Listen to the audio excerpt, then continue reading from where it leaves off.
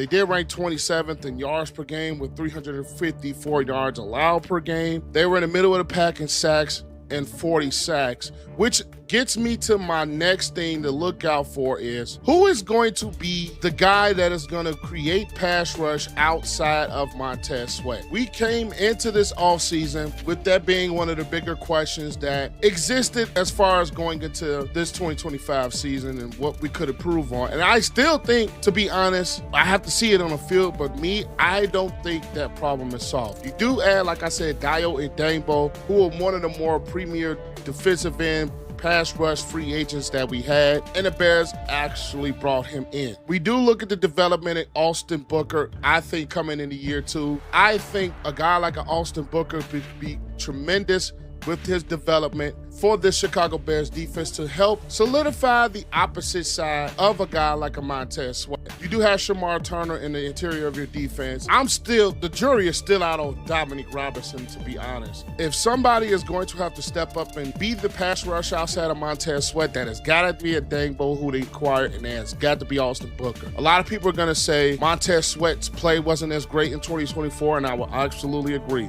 At least this is from my perspective, and you guys can leave your thoughts in the comments down below. I personally think Montez Sweat was playing with some sort of an injury in 2024. He just did not look like the same football player that we acquired during the midst of 2023. Something about Montez Sweat in 2024 really looked off. And I think he was dealing with some sort of an injury, some sort of a nagging injury that kind of plagued him most of his play throughout the 2024 season.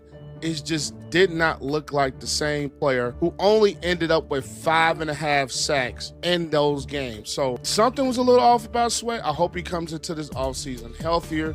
And then I also hope that we solidify that second presence outside of him, whether that's Odeyingbo or whether that's Booker. One of those two players are going to have to step up if this Bears defense wants to be better in 2025.